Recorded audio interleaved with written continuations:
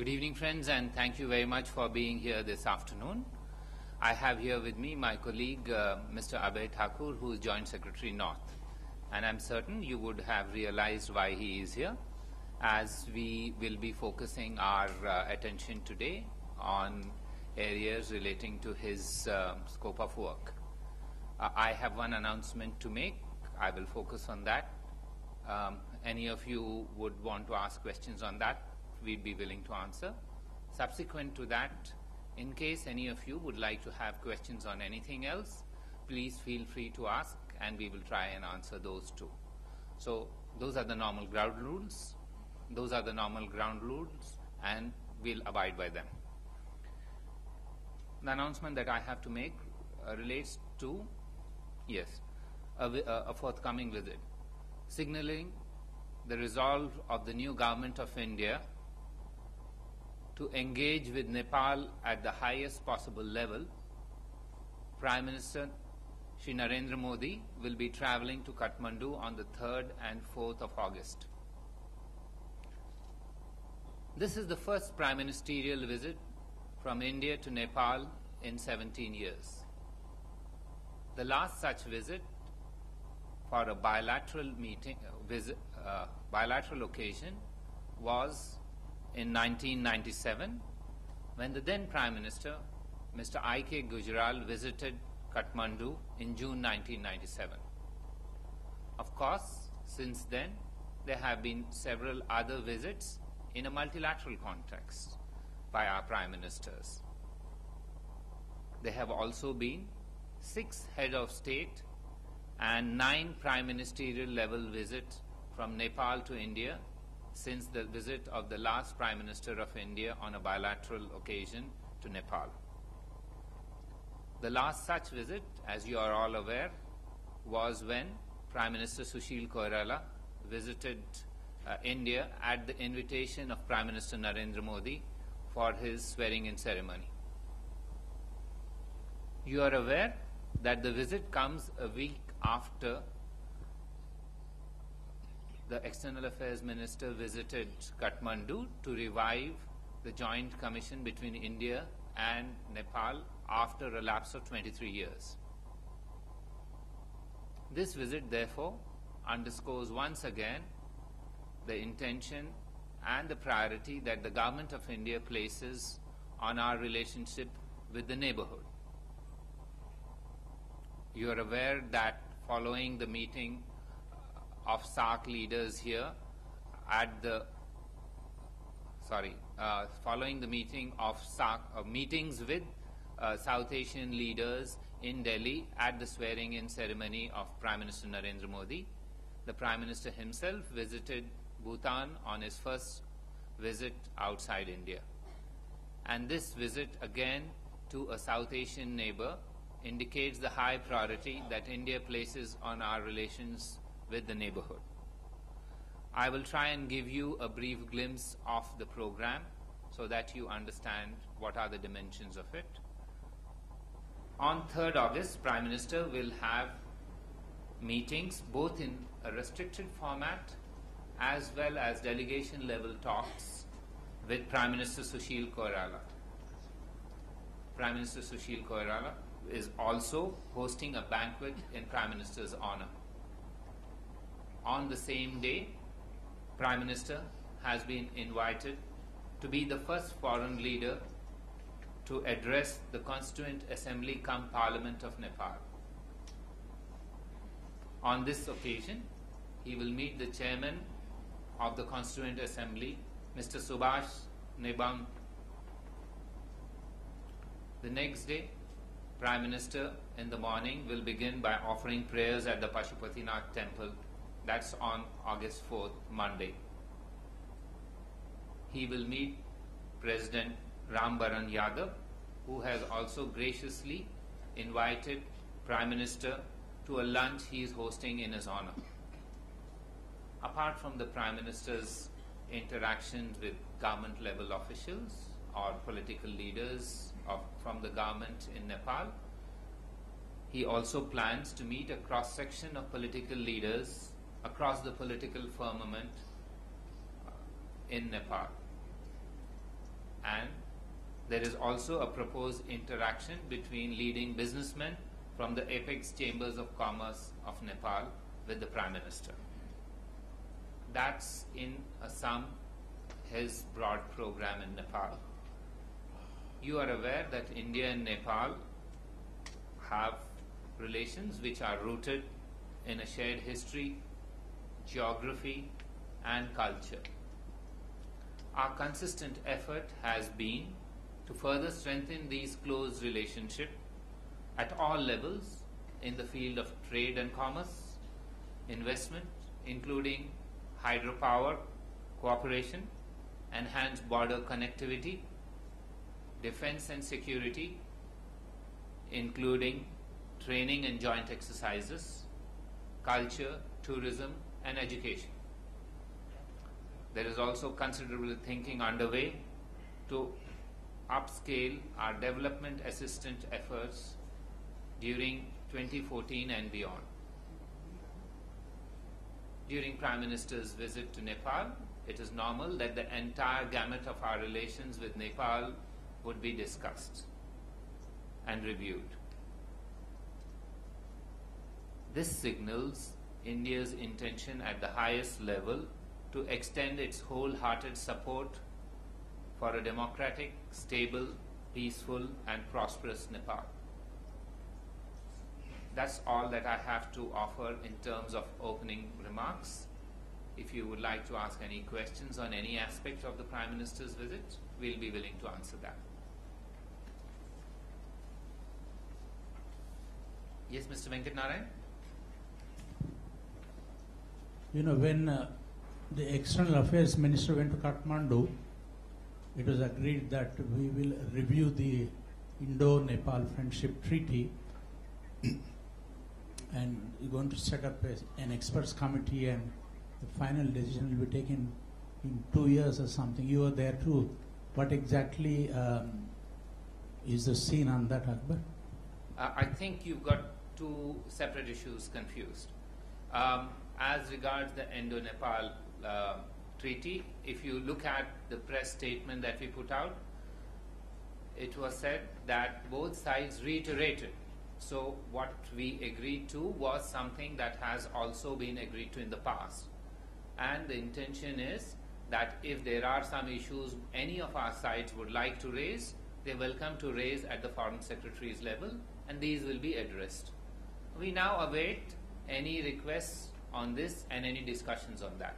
Now, what you're talking about, 2 years, etc., this is a separate track. This has nothing to do with the treaty itself. What is being thought of is an eminent persons group. That eminent persons group, by definition, is not going to be governmental in nature. We have had similar eminent persons groups with other countries.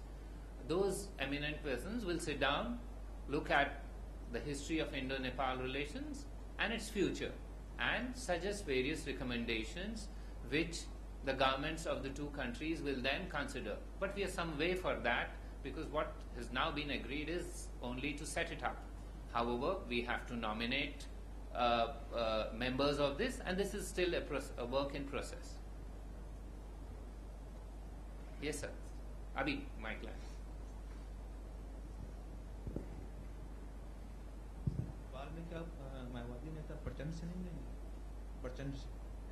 प्रचंड, हाँ बिल्कुल मिलेंगे, क्यों नहीं, क्योंकि अभी जब विदेश मंत्री गई थी उन्होंने भी मिला था लीडर ऑफ द ऑपोजिशन. एक अहम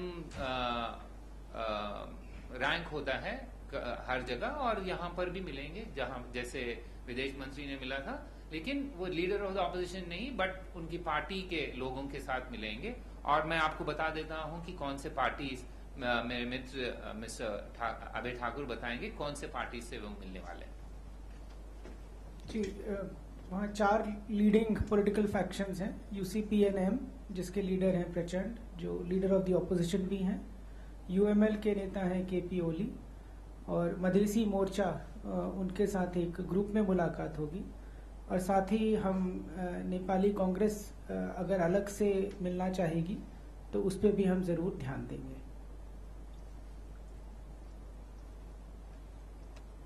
Yes, Ashish.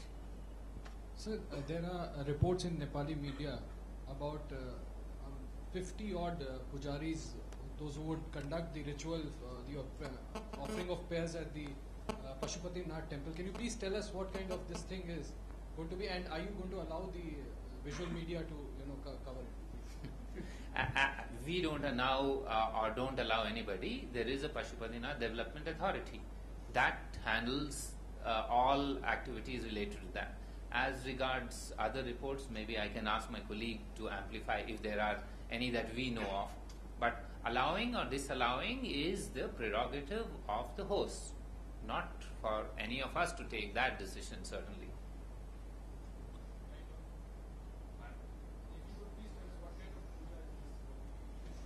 I'm afraid I'm the wrong person to answer that.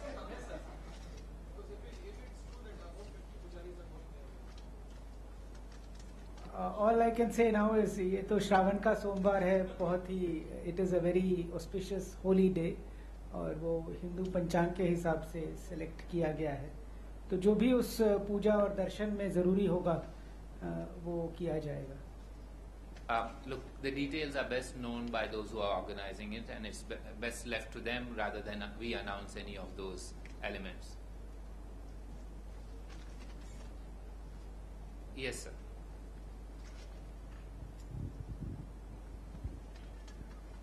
कोई एग्रीमेंट भी साइन होने वाला है, मसलन हाइड्रोइलेक्ट्रिक को लेके या कुछ और? Good try. आपको पता है मैं कभी एग्रीमेंट एडवांस में अनाउंस नहीं करता, लेकिन आपने कोशिश की. Thank you. ये संतोष. सर, नेपाल की नदियों की वजह से उत्तर बिहार में हर साल बाढ़ आती है, तो क्या उस बारे में भी कोई बातचीत प्रस्तावित है? जी जरूर. फ्लड कंट्रोल और रिवर ट्रेनिंग ये बहुत ही अहम मुद्दे हैं. इनके ऊपर एक 3-tier मैकेनिज्म ऑलरेडी है जो काम करता है. हम 200 करोड़ से ज़्यादा का सहायता दे चुके हैं नेपाल को एम्बैंकमेंट कंस्ट्रक्शन और फ्लड और रिवर ट्रेनिंग के ऊपर. हम ये भी चाह रहे हैं कि there should be some exchange of real time information of various river levels with satellite data, so that because right now the collection of river data in Nepal is not very comprehensive. We are ready to extend greater assistance so that we have the flood control data in real time and can take even more timely action than hitherto. Our assistance on embankment construction is ongoing. Anyone else on this issue? If there are no questions on this, then I'm ready to answer questions on anything else. Yes, yes, sir. Yes, sir.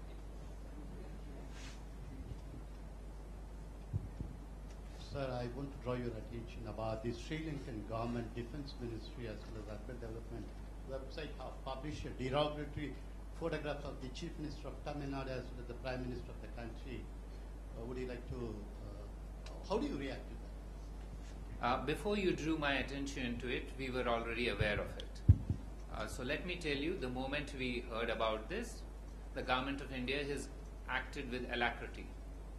We immediately activated diplomatic channels.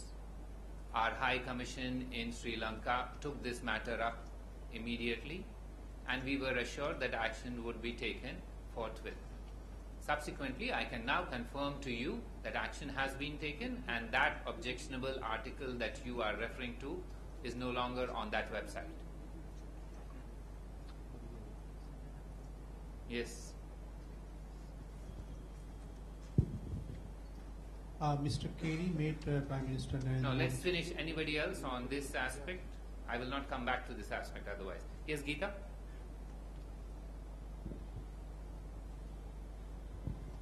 The Chief Minister has written to Prime Minister Narendra Modi saying that Sri Lanka should apologize. Will that also be taken up with the Sri Lankan authorities, seeking an apology? Geeta, I am not aware of any such communication, but the point is that we acted with alacrity, we have achieved our objective, and should any further action be required, we will certainly consider this and take appropriate action. But for the present, I can confirm to you that as soon as we took up this matter, we drew immediate results, and to our entire satisfaction, that offensive article was removed. Now, if there are further things that we need to do, we will certainly consider them. And should we consider them and take action, we will inform you, like we've done in this case, after taking the action and after drawing the results.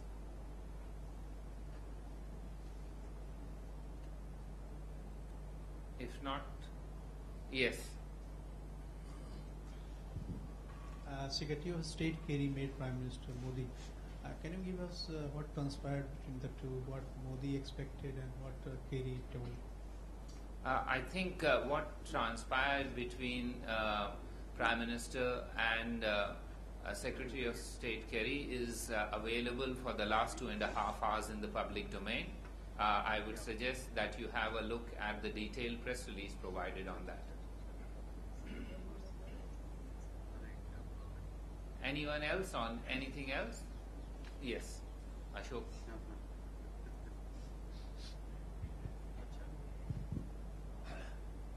This is about the unscheduled meeting of Kerry with the PM. There are reports that Kerry, when he landed in Delhi, in the same evening he met the Prime Minister Modi to impress upon him to cool down India's attitude in WTO. This is news to me. This is the first time that you are saying of this thing. There was a This is your information. Mine does not indicate. If there was a meeting already, why would we have a fairly long, 1 hour long meeting today? The only meeting that took place was today and 1 hour. Please don't go by rumors and innuendo and gossip. There was no other meeting except this morning. Everything else that you are saying is that I have heard for the first time. Yes. Commercial negotiations for 2 Westinghouse nuclear reactors to be set up in Gujarat have already begun. So does that mean that India has shown flexibility on Indian nuclear liability law? Well, we already have under our liability regime is something that is approved by Parliament. All that can be done is within the 4 corners of legislation approved by Parliament that the Government of India can act. If what you are saying is correct, then it's good news, because our liability laws, our view has always been that our liability laws are not a hindrance to any investment in nuclear energy. And that is demonstrated by us already signing Kudankulam 3 and 4. And if what you are saying is correct in terms of commercial discussions, it adds to the same narrative. Yes, Stranger? Yeah, sure. So, Mr. Arun Jaitley has told Parliament today that China has violated the Border Defense Cooperation Agreement on the 2nd of June this year. And after that, a protest has been lodged at a military level. Now, has this been taken up either in Beijing or in Delhi by the External Affairs Ministry? Srinjoy, borders are the responsibility of the Government of India. This is not a intra-ministerial issue who takes it up or when. You are aware what the Honorable Minister of Defence has said, and that is a representative of Government of India. So please do not try to nitpick in who takes up where, what, when, how.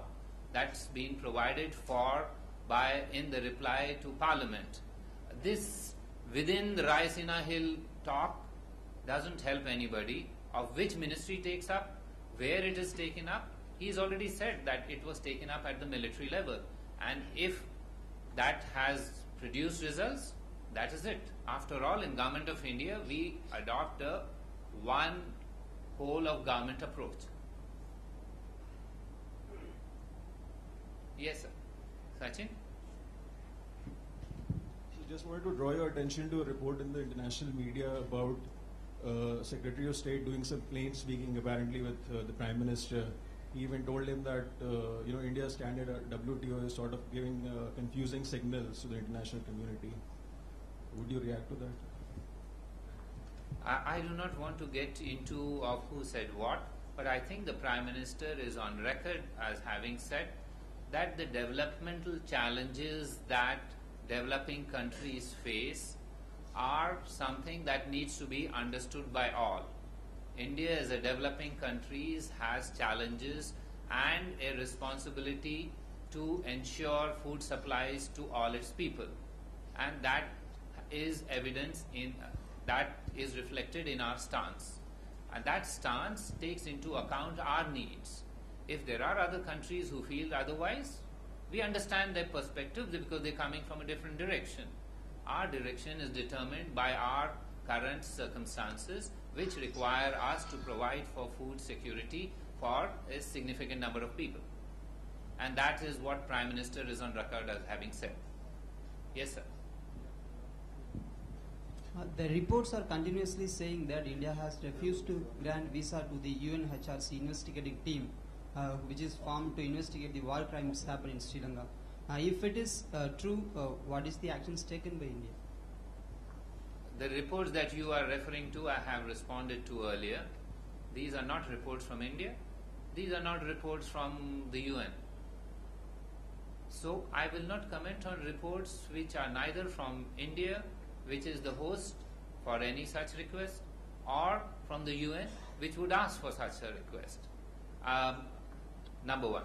Number two, by way of background, let me tell you, all diplomats act like other government officials on the basis of precedents. There are precedents in this context. Number two, you are aware of our approach on the entire issue of that resolution and when this was discussed in March. Our approach was the following. We abstained on that resolution, but we voted against the paragraph which constituted a commission of inquiry. Keeping all these in mind, we will take a decision should we be approached on specific requests of individuals for a visit to India in the context of that resolution. Yes, sir. Just wait for the mic. Sir, what is the updation on Libya matter? How 50 nurses are started journey? Yes, not 50, but 58 nurses are right now as we speak. They have reached the border post of Ras Jadir. At this time, it's prayer time in Libya. So therefore, they are waiting for the prayer time. It's Friday and prayer time. Once prayer time is over, they will cross over after completion of formalities. Our ambassador in Libya himself is present at that border point. We hope that the nurses will cross over later this afternoon and from there travel to Tunis. Now Tunis, as you are aware, by road is a fairly long journey. It is likely to take 8 hours. So we hope by late in the night today, all the nurses will be in Tunis. We have made arrangements for them to fly back to their home states. Most of them are from Kerala. I understand that tickets are being booked for them to fly to Cochin. There are others, one from Delhi or a couple from Delhi and a few from Hyderabad. All these 58 nurses will be going to their home destinations. Following the success of this effort, we will be having smaller numbers traveling tomorrow, the day after, and the day after that. We are also arranged for, if it is required, a special flight to come to Zarba. Zarba is about 2 hours from the border between Libya, 2 hours from the border of Libya, but much shorter than Tunisia. The idea is that if we have enough number of people, which means a plane load, who are willing to come, we will fly them out from Zarba, which will obviate the requirement for all of them to travel to Tunis. So we are ready, if the numbers increase, to fly them out from Tunis, from Zerba. We have kept flights ready with clearances being taken should that require. However, if the smaller numbers of 50, 30, etc. continue, we will then have to take them to Tunis and take them out. Right now, our embassy in Tripoli is urging everybody to leave. The security situation since we last urged them to leave has further deteriorated. It is in their interest that all who are there leave. We are also making arrangements for those who are in the Benghazi region and the surrounding region in eastern Libya to travel out. And for this, if required, we will be hiring a ferry or a vessel which will take them from Benghazi to Malta. We are going to pre-position people in Malta so that they can assist them when they come on land. We are in touch with the government of Malta to facilitate the arrival of Indian nationals, following which we will, if required, send a special aircraft to bring them back home. In short, I'd like to tell you, Government of India has made all necessary arrangements to ensure that all Indians who desire to come back will be expeditiously brought back.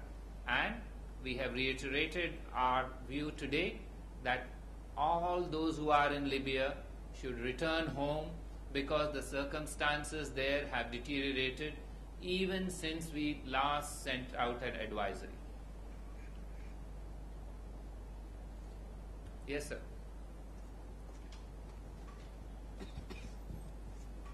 Taslima Nasrin is very upset because her resident permit has not been granted, and she has been granted only 2 months visa. What is the actual position and actual fact? I'm not aware, as you perhaps should know, that the visa policies for foreigners in India are directed by the Ministry of Home Affairs, and there is a department of foreigners, there is a division of foreigners which handles this, under whom the FRROs operate all over India. I suggest that you direct this question to them. No, Santosh. Anyone else who hasn't asked a question? If not, thank you very much and have a nice weekend.